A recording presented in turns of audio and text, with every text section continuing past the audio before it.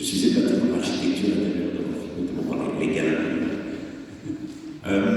Voilà, je ne sais pas très bien parce que je dois pas rentrer à 11h55 à la gare du Nord, qui se trouve à 49 minutes de marche exactement de cet endroit. Et Audrey fait du vélo, moi je suis marcheur. C'est-à-dire une politique, on peut dire qu'on est marcheur. Je me déplace à pied.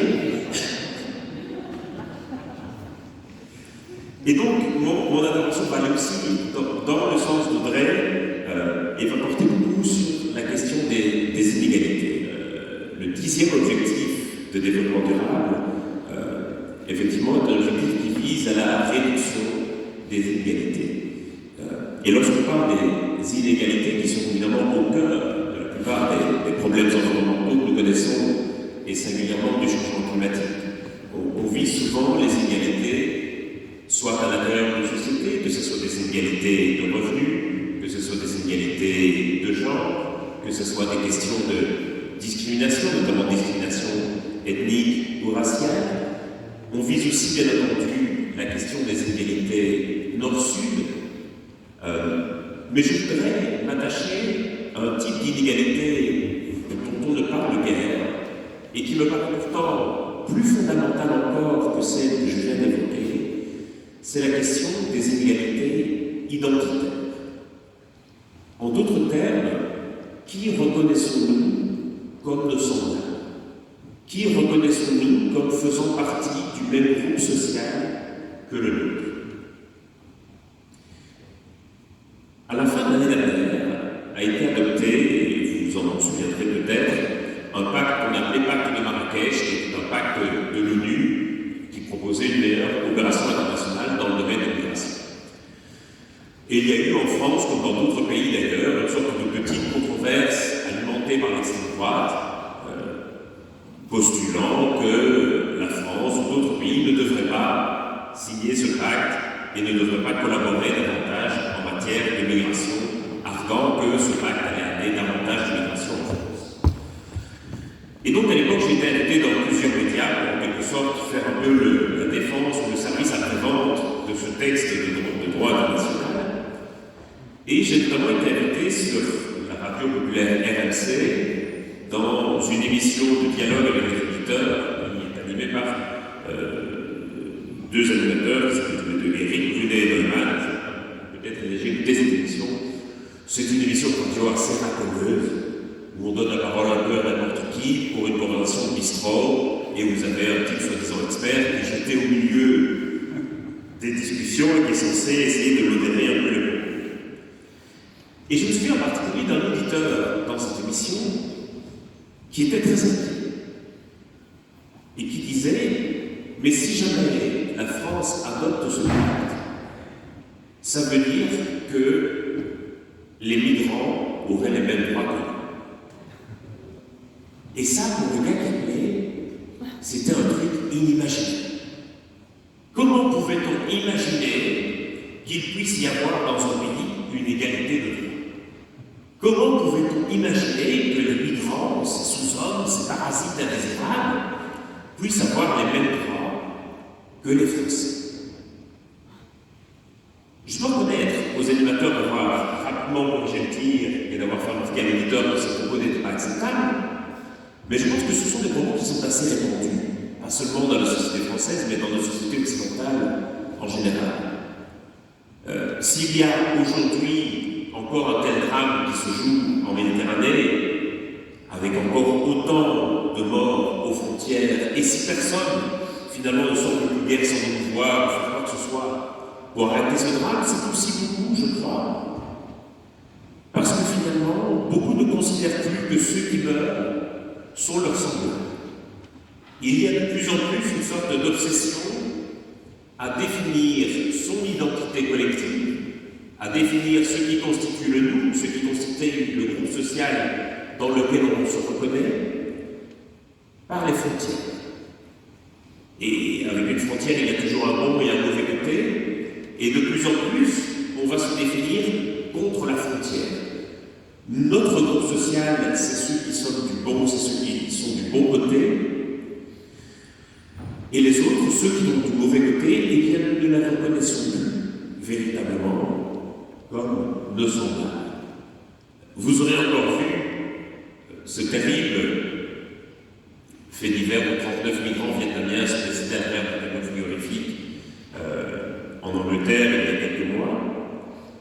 Et quand on lisait les commentaires que les gens postaient sous l'article, notamment dans les journaux populaires, vous savez que beaucoup de médias en ligne autorisent les lecteurs à poster des commentaires sur les articles, les gens se réjouissaient de ces morts. Les gens trouvaient que ce n'était pas assez. Les gens disaient « Oh, dommage, 39, j'aurais bien aimé qu'il y ait plus de morts, j'espère qu'il y en aura d'autres, j'espère que ça va déclencher les suivants, j'espère qu'ils ont beaucoup souffert. » Quand je présente aux enfants point, j'écris toujours ces commentaires. C'est des commentaires qui sont postés avec vraiment des gens de leur frère sur Facebook. Et je ne connais pas de sentiment humain plus vil et plus misérable, je crois, que de se réjouir de la mort de ces semblables. Et pourtant, ces gens le font. Et si ces gens s'autorisent à se réjouir de la mort de leurs semblables, je crois, c'est tout simplement parce qu'ils ne considèrent plus que les migrants sont leurs semblables. Ils considèrent que ce sont des gens qui appartiennent à une sorte d'autre monde dans lequel eux ne se reconnaissent pas. Alors vous allez me dire, qu'est-ce que ceci a à voir avec les objectifs de développement durable? Je reviens maintenant sur la COP 25. Cette COP, tout le monde le reconnaît, a été un échec. J'aurais tendance à dire qu'il aurait mieux valu ne pas l'organiser, on a davantage reculé que progresser, même de façon très limitée. Quels sont les gouvernements qui ont fait obstacle au progrès de cette COP? Il faut quand même les nommer. C'est d'abord le gouvernement américain, le gouvernement australien, Audrey en a parlé, c'est le gouvernement brésilien, c'est le gouvernement indien. 4 gouvernements qui ont tous été élus sur un programme archi-nationaliste, dont 3 d'entre eux sur un programme ouvertement climato-sceptique. Et donc aujourd'hui, nous sommes d'une naïveté crasse quand nous feignons de nous aligner, de nous lamenter quand on fait que la COP25 était un échec, quand on va mettre en cause le processus onusien et les COP en se disant est-ce que ces grands cirques servent à quelque chose, quand on va dire les méchants gouvernements qui bloquent les avancées, en oubliant que ces gouvernements ont été élus précisément pour bloquer le processus. Si Trump, Bolsonaro ou Scott Morrison sont élus sur un agenda climato-sceptique et disent pendant la campagne le climat, on s'en fiche complètement et notre mandat, ça va consister à foutre en l'air ce que les autres ont construit, vous n'allez quand même pas reprocher à ces gouvernements qui sont invités à une COP d'appliquer exactement le mandat pour lequel ils ont été élus, c'est-à-dire tout démanteler, tout foutre en l'air. Ce sont des gouvernements nationalistes et vous leur demandez de faire de la coopération internationale. Comment peut-on imaginer aujourd'hui qu'avec de plus en plus de gouvernements nationalistes élus dans le monde, on arrive à des grandes avancées de coopération internationale? Demander à des nationalistes de faire de la coopération internationale, c'est comme demander à des Pidgeons de faire de l'Europlanète. C'est juste pas possible. Et donc on peut pas, quelque part, se murer dans une forme de naïveté et de se dire oh là là, ça ne va plus, etc.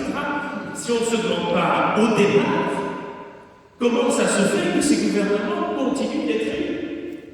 Et on est encore là, à quelque part, porter nos espoirs sur la COP26 l'an prochain en se disant il va absolument falloir qu'on la réussisse celle-là, en oubliant que cette COP va être présidée par un gouvernement archi-nationaliste de Boris Johnson. Ce gouvernement a été élu pour s'extraire des quelques maigres règles des contraintes environnementales imposées par l'Union européenne. Ce n'est pas un gouvernement qui va aller se refoutre dans d'autres règles imposées cette fois-ci par l'ONU. Et donc, comme nous sommes naïfs d'imaginer que la COP26, qui sera elle aussi portée par un gouvernement nationaliste et isolationniste, va produire de meilleurs résultats que la COP25, qui était portée par un gouvernement liberticide, ultralibéral, ultra-conservateur, qui envoie l'armée pour tirer sur les manifestants pour les rues.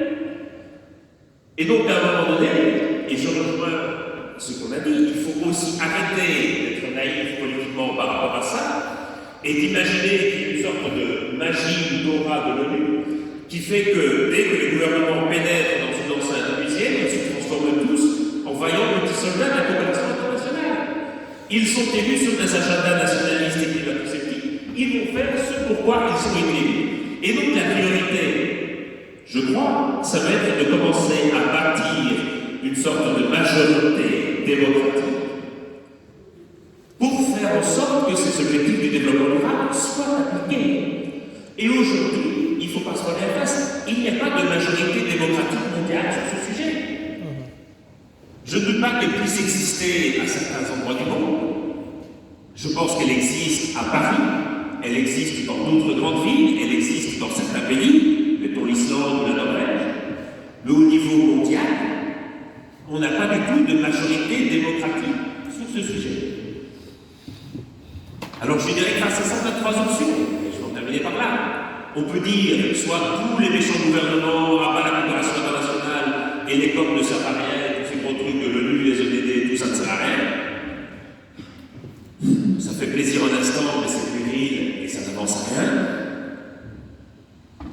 Deuxième option, et qui est une tentation qu'on voit monter de plus en plus dans nos sociétés, c'est d'imposer cet agenda par des moyens autoritaires. Et il y a une aspiration de plus en plus forte, notamment chez les jeunes, et notamment chez certains militants radicaux, à avoir une certaine forme d'autoritarisme écologique, en disant, si les gens n'en veulent pas, on va le leur imposer malgré eux, parce que c'est ça qu'il faut faire pour sauver la Terre. C'est une option, mais moi je ne participerai pas à un machin comme ça. Ou alors la troisième option, c'est une option politique qui va consister à voir comment on peut construire ensemble une majorité démocratique sur ces sujets. Et à mon avis, c'est un vaste projet, c'est le plus grand projet politique du XXIe siècle auquel nous devons tous et toutes nous atteler. Et je crois que c'est le projet de l'Anthropocène. Alors l'Anthropocène, vous en avez peut-être déjà entendu parler, c'est, d'après les géologues, une nouvelle époque géologique dans laquelle nous sommes entrés et qui se caractérise par le fait que désormais, on peut voir les signes de l'empreinte humaine dans les couches sédimentaires de la Terre. En d'autres termes, nous, humains, avons tellement transformé la Terre, bousillé la Terre, que désormais, ça se voit d'un point de vue géologique. Et donc les géologues estiment qu'on a quitté l'Holocène, l'époque dans laquelle on était avant, pour entrer dans l'Anthropocène, l'âge des humains.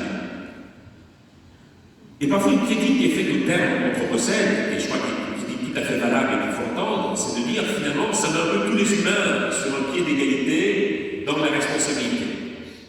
Comme si on était tous et toutes responsables à parts égales de la destruction de la planète. La réalité, c'est que, évidemment, c'est une petite minorité, essentiellement d'hommes blancs, qui sont responsables de l'affaire, et que la grande majorité de l'humanité sont plutôt les victimes que les acteurs de cette transformation.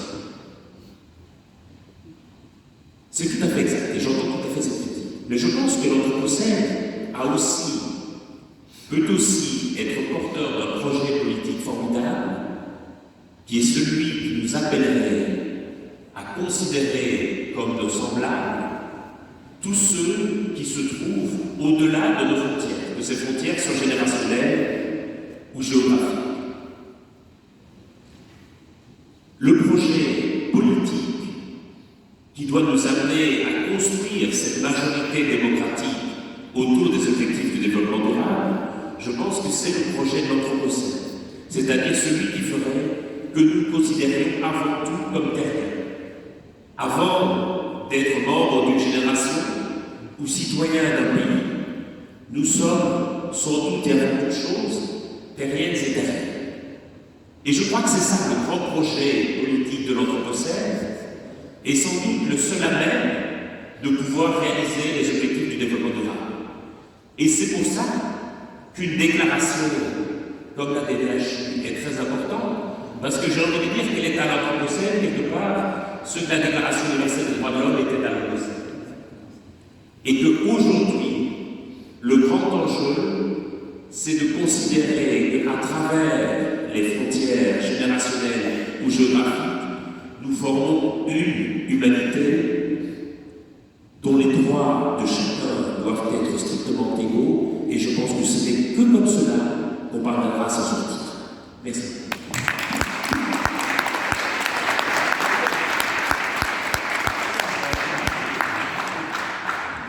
Merci beaucoup.